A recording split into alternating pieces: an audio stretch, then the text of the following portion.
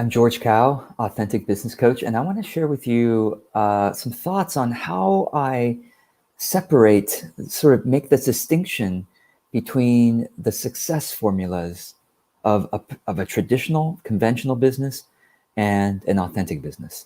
Because you might say, well, what's the difference? I mean, business is about making profits, right?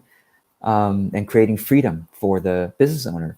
And yes, that is, well, the conventional way of looking at it. So let me share with you in the simplest way that I can, the formula for business success for a conventional business. It's basically this, okay? And it's basically income divided by effort. Income divided by effort, meaning you're trying to maximize how much money you earn while trying to minimize how much effort it takes to earn that money, right? Make more money, work less, that's more business success. That's how we typically understand. And that might be where, when you learn business and marketing from mainstream experts, that's sort of the underlying assumption they are making. And that it's kind of like that's the core value that they are influencing you into, often without you realizing that that value is being reinforced in that situation, which is why so many marketing and business trainings, conventional ones, are all about make more money with the least amount of time. I mean, that's literally the formula, right? More money, less effort, conventional business success. And of course, I understand why, and it's generally speaking, it can be a good idea, especially for small business owners, to keep asking themselves the question, what am I doing this week that are income generating activities, and how am I minimizing the workload that isn't income generating? I think that generally is a good idea for small business owners to ask. And I think too many small business owners don't ask that question. They tend to do a lot of busy work and therefore spend time, so-called growing their business, but not really growing their business, because they're doing busy work, like making more tweaks to my website when nobody asked for it and it's not really going to create more income, versus reaching out to referral partners, etc. That's more of an income generating activity. So money divided by effort is the conventional business formula. Increase income, minimize time and effort. That's kind of an okay place to start. Okay. Now, what happens is, as people really apply this formula and they get obsessed about this formula and they make more and more money, doing and trying to automate more and work less, they find that, maybe years later, sometimes decades later, it's not that fulfilling. Like something there must be more to life than making more money with the least amount of time and effort. Like, yes, I've gone on the vacations. Yes, I've, have the prestige of I've bought the things, and now I'm not saying that you need to get there before you start being authentic. A lot of us hopefully we're looking for fulfillment and meaning without having to make the mistake of trying to make lots of money first before we look for meaning and fulfillment. Okay, so but that's what we have heard from many successful people. I mean, one of the most famous ones is Jim Carrey, the famous actor who's a multi-millionaire many times over, who said, he's famous for the quote that, I wish everyone could reach all the material success that they dream of, so that they'll realize that that's not really the meaning of life, and that they'll pursue something more meaningful. I'm paraphrasing what he said, but that's basically what he said.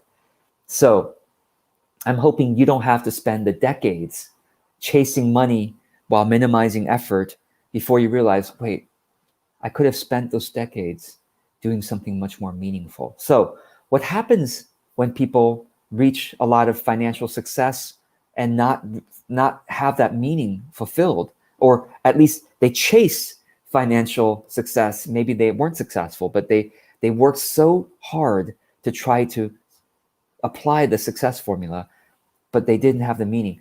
Here's what happens. They oftentimes overcompensate and go to the other side, which is they try to build a nonprofit. They're like, okay, so for-profit business is evil. It's it's not fulfilling. It also damages the environment. It causes harm, or it doesn't care about workers. And capitalism is bad. Okay, because I've tried pursuing it, or maybe my parents tried pursuing it, or my ancestors tried pursuing it, and look, they're not very happy. So I'm going to go to the other side. I'm going to just do nonprofits. It's all, and let me tell you the basic success formula for a nonprofit. Okay, and I'm going to keep it simple. Again, it's impact divided by money, meaning whatever donations we get, and in fact, whatever donations we get, we try to have the biggest impact possible. So for every $1,000 in donations we get, we try to make the biggest impact. So impact divided by money. The more impact for whatever money you have as a nonprofit, that's successful. It's like, oh, for every $100, we're able to feed this many hungry kids. For every $100, we're able to offset this much carbon. For every $100, we're able to educate this many people on race and racial injustice, etc. So whatever your nonprofit's mission is, how much impact can you make for whatever money you get? Now, of course, the more money you get, hopefully even more impact you make. But it's really like per $100 or per $1,000, how much impact are you making? So that's the success formula for nonprofits. The thing about nonprofits is that they usually don't take into account effort, right? So most nonprofit workers work so hard for so little pay because, like I said, it's how much impact can you make for the least amount of money that you get in donations, which means, hey, we're going to pay our workers the least possible because, hey, we're all about the mission, right? And so that is another potential for a different kind of evil, I guess, a different kind of detriment to society, which is burnout, which is disillusionment, and all these things. Whereas the conventional business evil is callousness and destruction of society, environment, people, etc. Whereas the nonprofit detriment is burnout, entitlement, disillusionment, etc. Okay, so then I'm trying to find a middle way here between conventional business success and nonprofits. And the way that I come across, the way that I pursue this is authentic business success. Authentic business success. So what is the formula for authentic business success? So the formula, I'm going to make it as simple as I can. It's a little bit more involved than the other ones, but the simplest I can make it is the following. And give me 1 second. I'm taking a look at my notes here. And by the way, there is a blog post below if you want to click on it to kind of read everything. But I wanted to share this with you as well. Okay, so the this authentic business success formula is the following: impact multiplied by values. Okay, impact. So whenever you're looking at a formula, that's something divided by something. It's always increasing the thing on the top line and decreasing what's on the bottom line. Okay, so impact multiplied by values at the top, divided by what did I take my notes on? Divided by prices multiplied by effort. So let me say that again: impact multiplied by values divided by prices multiplied by effort. So in other words, we're trying to maximize how much impact we make in our business aligned with our values, how much impact we're making in our business aligned with our values, and we're trying to minimize the prices we charge and the amount of effort we spend to create the impact that's aligned with our values. So in other words, the authentic business charges the least possible, okay, to stay in business while making the most impact and also using the least effort. So it's kind of like the best of both worlds between conventional business and authentic business. Conventional business and nonprofits. That's that middle way. So let's get super practical. Okay, let me end this video with basically a strategy audit for you. So this is something that I recommend that you do on a regular basis. If you can do this with a business coach or a coach of some kind, a consultant, a coach, a counselor, a mentor, then you can kind of bounce ideas with that person. If you don't have a coach or mentor, then get a friend who is a fellow authentic business owner to do this strategy audit. And you might even want to comment below and says, hey, I'm looking for someone to do the strategy audit with, and you both can follow these 4 points of the audit. Okay, so the first point is to ask yourself. These are basically 4 questions or 4 sets of questions. The first one is, am I checking in on a regular basis, for example, quarterly, to audit my activities that I do every week in my business? Okay, and which of the activities I do every week and every day in my business is making the biggest impact on my clients? It's a really good question to ask, because there may be some things that you're doing that your clients, you think it helps them, but they never mention that it helps. And if you stop doing it, they probably won't even notice, or they probably won't even mind. And then yet there are some activities that you're doing that really you should do more of, because your clients find it so helpful. So the first question is, which of the activities am I doing is making the biggest impact on my clients, and which activities I can really stop doing so that I have more time for the impact making activities for my clients. So it might be like, well, which of my services are people saying the rave reviews about? So then maybe I should spend more time marketing those services and spend less time marketing the services that people don't say much about, right? Or products, right?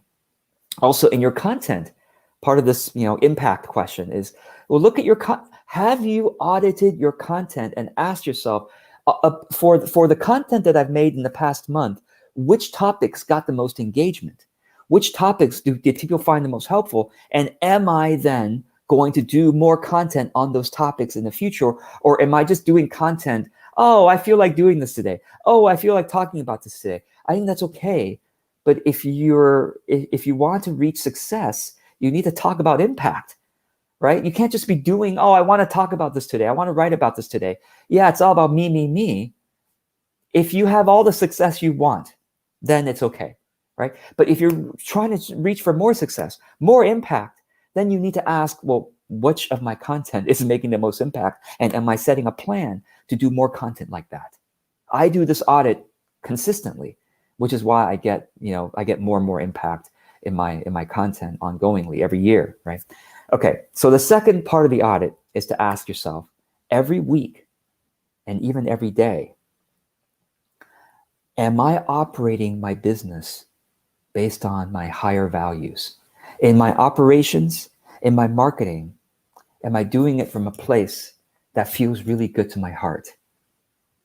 I ask myself that. I check in every single day, multiple times a day. In fact, I check in. I make sure that I'm reconnected again to my higher source before I take the next actions.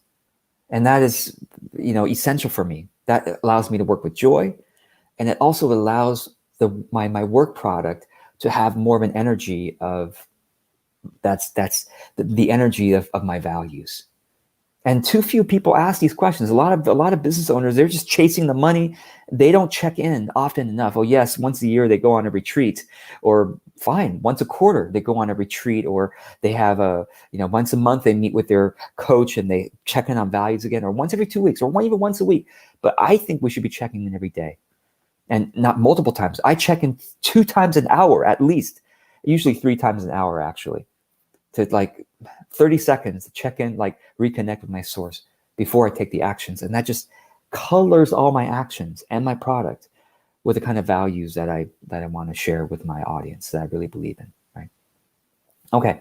The third part of the audit is about prices. We check in on our prices at least once a year and say, do we need to raise our prices to keep our business sustainable?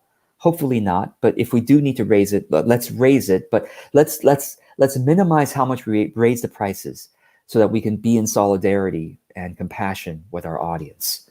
Now, in fact, if we're doing fine financially, maybe we should even lower our prices. Yes. Have you ever heard of that idea, right?